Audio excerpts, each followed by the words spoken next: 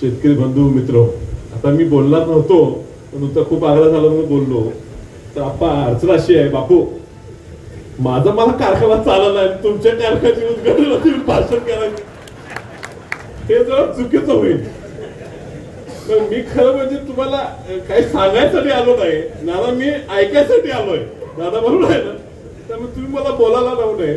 मला अजून आठवते माझी राजकीय सुरुवात होती आणि ह्या ठिकाणी मोठा कार्यक्रम, सोनिया गांधी आल्या होत्या आणि गाड्याच गाड्या, माणसं आणि एकामेकाला गाड्या धडकवत्या, एवढा मोठा कार्यक्रम त्यावेळेस झाला. पण त्यावेळी ह्या परिसरात उभारताना सगळीकडे माळच दिसायचं आणि आम्ही नदीकाठची लोक, आम्हाला त्या वाटत होतं कुठे कदम साहेबांनी कारखाना उभा केलाय, काय गाळणार आहेत कुणास ठाऊक.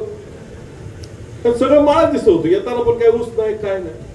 पण या 25 वर्षाच्या काळात कदम साहेबांनी जी दूरदृष्टी ठेवली आणि कारखाना उभा केला, ऊस ही वाढला. आज जिल्ह्यात सर्वात जास्त ऊस हा तुमच्या कडेगाव तालुक्यात निर्माण होतो.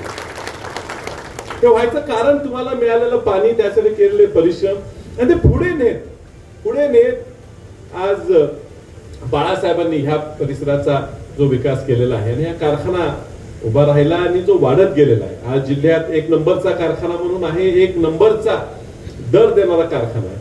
आज वसंतदादा शुगर इन्स्टिट्यूटच्या मार्फत आम्ही बक्षीस देतो सगळ्यात सुरू चांगला कारखाना म्हणून.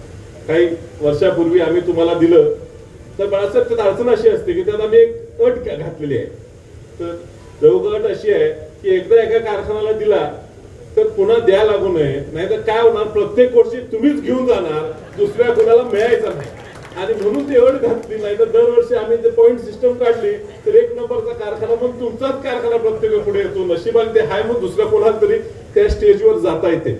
पण अजूनही जर कागदावर बघितलं, आकडेवारीप्रमाणे बघितलं, जरी बक्षीस मिळत नसलं तरी एक नंबरचा आज महाराष्ट्रात हा कारखाना, सोनीला कारखाना, कदम साहेब नावाने कारखाना चालतो.